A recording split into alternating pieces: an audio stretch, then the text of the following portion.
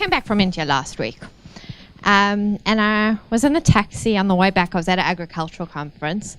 And I started talking to my colleague who was from Volcani. I'm sure a lot of you know, the premier agriculture institute. And I asked him, he's head of business development. I assumed his background was in agriculture. So I asked him about his background. And he told me, no, actually, he was the CEO of a high-tech company before this. And prior to that, he was in biomed, and prior to that, he was in construction. But every time he goes to a conference like this, he goes back and he watches a whole bunch of TED Talks and learns new things. And I kind of laughed, because a few days before that, I'd been prepping for this evening with Lior, and I had been set on talking about digital and financial inclusion. And Leo had said to me, you know, you need a personal angle. And listening to the previous speech, I really needed that personal angle. It's not my strong point. And he started asking me about my background. And my background's kind of all over the place. I think a lot of you in the room probably can relate to that. I started off studying accounting and law. I'd given that up by my third year. My accounting family thought I might as well become a street performer. And like Oriel, I have not a musical bone in my entire body, so going to happen. And I really had no specialization. All I knew, again, like many in this room, is I wanted to change the world. I wanted to make an impact, but wasn't quite sure how to do it. And so I had the theme of my talk, is this idea of, do we need to focus? How do we need to focus? As individuals and also as institutions, do we actually need to focus? And I went into my 20s with this lack of profession, and I followed my passions, like many of us who are really privileged to do. I went to Nepal and volunteered in a rural village there, and I worked with vanilla farmers in Tanzania and tried to set up a social enterprise with refugees in Tel Aviv. And I'm kind of skeptical if any of these actually had any impact in the world, if we're perfectly honest. But I did acquire certain skills and experiences. And when I did get my first job, my dream job at the PAIRS program, supporting entrepreneurs focusing on developing countries, I actually think these skills and these experiences were a lot more useful than any accounting degree would have been. So I did that for a few years. I advised startups focusing on Africa and doing all sorts of cool impact things, but I soon got bored of that. And after 3 years, I was ready for my next adventure. I was tired of working with startups. I wanted to join a startup. But again, this idea of what's your focus came up. So if I'm going to join a startup, what do I want to do? Do I want to spend the next few years of my life doing pay-as-you-go energy, or looking into cervical cancer, or post-harvest technology? And the truth is, all these things sound really cool, but nothing really interested me enough that I wanted to spend the rest of my life focusing on that, or the next few years of my life. And I could start my own startup. I thought about that, but again, I have no sector expertise. And then there was this whole other question, is what do I want to do? Marketing, sales, finance. Nothing really was, I want to spend the rest of my life doing marketing. So this whole issue of what do I do? And the answer to my dilemma actually came in the form of a software company. Now, anyone who knows me will realize how ironic this is, because I can't download a film without getting a virus on my computer.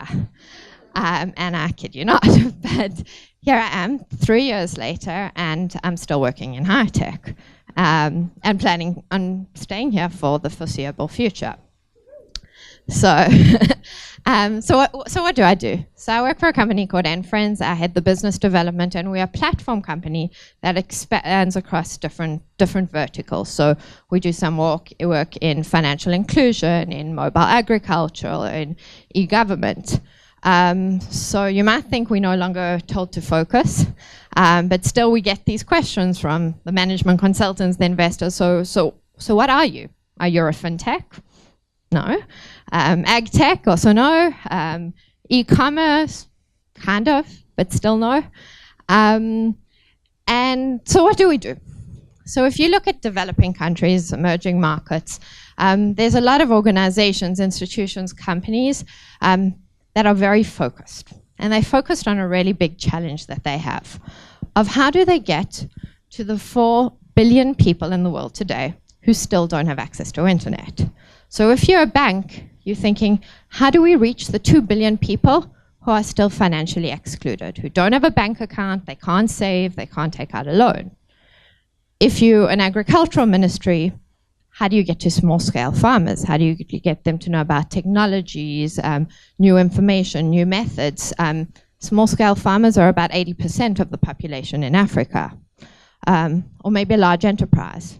How do you get visibility of the 400 million micro businesses that make up the value chains in these companies, in these countries? So that's what we do, is we provide a platform that can be reached from any mobile phone with or without internet. So from your smartphone, but also from your simple phone. So in Indonesia, for example, a farmer can go to his little shuk equivalent. He can digitally order farming products. He can take out a loan, save, transfer money, buy transport vouchers, all through his or her mobile phone. Today, our company has 15 million users in Southeast Asia and in Africa, across the different verticals. So in agriculture, in e-government, in financial inclusion. In Indonesia, we have 4 million previously unbanked customers who are served by an agent network of 200,000 agents. These are people that have never been into a bank branch. They can't go into a bank branch because there aren't any. When you're serving people whose average balance is something like $2, it's not affordable to set up bank branches. In Rwanda, if you are one of Rwanda's 12 million citizens and you need an e-government service, no problem. You can do it through our platform. Even if you're sitting in your hut in a rural village and you've just had a baby, you can get a birth certificate through your mobile phone. A death certificate, a marriage certificate, national service, over 40 government services you can do today through your mobile phone. Now, why were we able to do that? Because we were unfocused. Because while each of these companies was focusing on their problem, we were able to see that actually their challenges are cross-cutting. They all lack the same thing. One, channels that are affordable for reaching, whether it be a customer, a supplier, or a citizen. Two, they all lacked data about the needs and the behavior of these last mile end users. And three, they all lacked this means of reaching these people, whether it's sharing knowledge or information to them. And we provided a platform that is consolidated. So across the vertical, wherever you are, you can go and get any of these services. Now, what's cool about this is we as a company are making money. These businesses, enterprises, governments have found a way to sustainably reach and serve these users. The end users have access to digital tools and all the benefits of the digital world, but also the agents, because we do everything through an agent network. So these agents in rural areas, okay. Hello. Still here? Okay. So these agents now have employment opportunities, or they're micro entrepreneurs, because from each of these digital products that they offer their communities, they're getting a revenue stream in a place where they're very, jobs aren't that easy to come by. So that's what we do. That's my personal story, my lack of focus. So check, please tell Leo.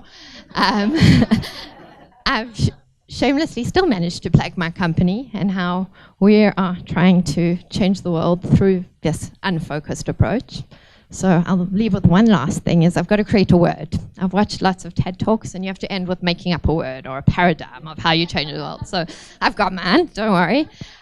So cross-cutters, that's my word to leave you, or is people, institutions, organizations that can cut across cultures, across competencies, across products or services. I'm a cross-cutter. I'm really lucky that I think I found the perfect match to my inability to fit into any of the cookie-cutter type professions. And do I think the world needs more cross-cutters? I don't think it does. I think they're there.